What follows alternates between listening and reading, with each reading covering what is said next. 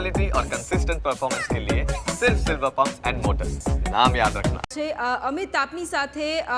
પાટીદાર અગ્રણી અલ્પેશ કથિરિયા પણ હાજર છે, એમની સાથે પણ સવાલ જવાબ કરવા છે। સૌથી પહેલા તો જે આ નિવેદન આપ્યું છે જયેશભાઈ રાદડિયા દ્વારા, અને અત્યારે ક્યાંક ને ક્યાંક પાટીદારોની અંદર થોડો ઘણો ખટરાક જોવા મળતો હોય તેવું પણ કદાચ આ નિવેદન પરથી લાગી રહ્યું છે, એમની શું પ્રતિક્રિયા છે?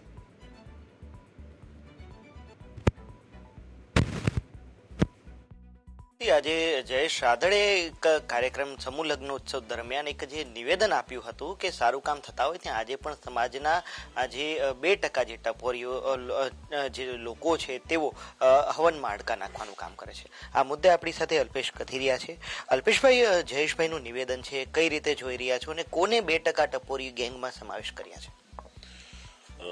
જયેશભાઈના જે શાહી સમૂહ લગ્નનો જે ઉત્સવ હતો એ ઉત્સવ દરમિયાન એમણે ટિપ્પણી કરી છે। એટલે અત્યારે જ્યાં સુધી જયેશભાઈ ના કહી શકે કે કઈ વ્યક્તિથી એમના વિસ્તારમાં કે જ્યાં પણ એમને જે સમસ્યા ઊભી થઈ છે કે જે એમણે એમના વક્તવ્યમાં કીધું છે કે 2-4% લોકો જે ટપોરી છે ને હવનમાં હાડકા નાખે છે, એટલે જ્યાં સુધી આમાં ખબર નહીં પડે કે કોણ છે શું છે ત્યાં સુધી કહેવું અઘરું છે। પણ એક વસ્તુ ખૂબ ક્લિયર છે કે જયેશભાઈ વિઠ્ઠલભાઈની છત્રછાયામાં મોટા થયા છે અને વિઠ્ઠલભાઈ આ સમાજને ખૂબ અઢળક આપ્યું છે અને સમાજ માટે, ખેડૂતો માટે અને 18 વર્ણ માટે ખૂબ કાર્ય કર્યા છે।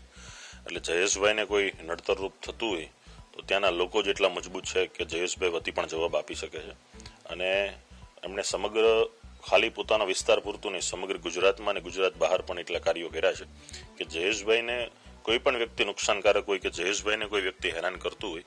તો એ વાતમાં શક્યતા નથી અને એવા વ્યક્તિઓથી જયેશભાઈ કે રાદડિયા પરિવારને કોઈ ફેર પણ ન પડે। વિઠ્ઠલભાઈની વાત કરી, આંદોલન સમયે તમે પણ એમના સાક્ષી છો, એમનું માર્ગદર્શન પણ મળ્યું અને આજે જ્યારે એમના જ દીકરા જાહેર મંચ પરથી આ જ સમાજ કે પાટીદાર સમાજના એક 2-5% લોકોને ટપોરી તરીકે સંબોધે છે, કેટલું યોગ્ય? જયેશભાઈ સમાજના કાર્યમાં કે એમની રાજકીય દિશામાં ખૂબ આગળ વધે, આવા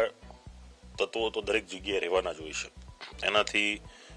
એમને કોઈ સમસ્યા આવતી પણ નથી અને આવવી પણ ના જોઈએ અને જ્યાં એમને સમસ્યા કે પડકારરૂપ રાખતું હશે ત્યાં અમે એમને ખૂબ સાથ સહકાર આપશું, એમને મજબૂતાઈ આપશું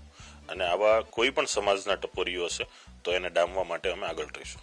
શું લાગે છે જયેશભાઈનું જે મંતવ્ય છે કે 2-5% ટપોરી હવનમાં હાડકા, આપણને ક્યારે એવો અનુભવ થયો ખરો આ સમાજમાં? નહીં, આ સમાજમાં તો મને કોઈ વ્યક્તિગત આવા અનુભવો નથી થયા। નાની મોટી જગ્યાએ અસામાજિક પ્રવૃત્તિઓને ન્યુસન્સ કરતા લોકો હોય છે પણ એ પોલીસ છે કે બીજા તંત્ર છે કે એના દ્વારા એમને ડામમાં આવતા હોય છે અને ઘણી વખત એવું હોતું હોય છે કે જ્યારે તંત્ર પણ નથી પહોંચી શકતું ત્યારે વ્યક્તિ પોતે કાયદો હાથમાં લઈને એનું સમાધાન કરતા હોય છે। પણ અત્યારે પરિસ્થિતિ જોતા એવું નથી લાગતું કે કંઈ પણ વાતમાં હોઈ શકે છે અને છતાં પણ જો કોઈ પણ વાત હોય તો સદાયને માટે એમણે જે સમાજ માટે કર્યું છે, એમ વિઠ્ઠલદાસ સમાજના અગ્રણી કહી શકાય અને એમણે જે આ સમાજ માટે, ગુજરાત માટે, 18 વર્ણ માટે અને ખાસ કરીને એક ખેડૂત પુત્ર, પનોતા પુત્ર તરીકે સૌરાષ્ટ્ર સમગ્ર ગુજરાતમાં એમની સુવાસ ફેલાયેલી, ત્યારે રાદડિયા પરિવારમાં કોઈ પણ પ્રશ્ન હશે તો સૌ લોકો એને સાથે મળીને સમસ્યાનું સમાધાન કરશે। રાજકીય દિશા તરફ કોઈ એંગલ આ જતો હોય એવું દેખાઈ રહ્યું છે આપણને? હવે આમાં એમના નિવેદનને દરેક લોકોની જોવાની નજરિયો અલગ અલગ હોય, કેમ કે હજી વ્યક્તિગત વાત નથી થઈ કે એમને આ ટપોરીથી વાંધો છે કે આ વ્યક્તિથી વાંધો છે કે આ પોલિટિકલ પાર્ટીથી વાંધો છે।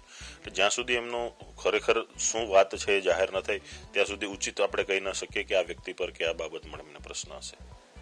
ચોક્કસથી આ હતા અલ્પેશ કથિરિયા કે તેમને સ્પષ્ટપણે જણાવ્યું કે જે નિવેદન આપ્યું છે જયેશ રાદડિયા દ્વારા, તેમને જો કોઈ વ્યક્તિથી સમસ્યા હશે કે જો કોઈ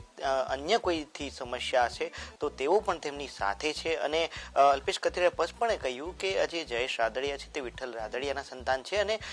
વિઠ્ઠલ રાદડિયાના સંતાન હોવાના કારણે તેમની જે ફેન ફોલોઈંગ છે ખૂબ જ વધારે છે અને આ જોતા એવું લાગી રહ્યું નથી કે તેમને કોઈ પરેશાન કરી રહ્યું, પરંતુ જો કોઈ સમસ્યા હશે તો અલ્પેશ કથિરિયા અને તેમની ટીમ તેમની સાથે છે તેવું પણ તેમને નિવેદન આપ્યું છે। જી બિલકુલ અમિત, આભાર।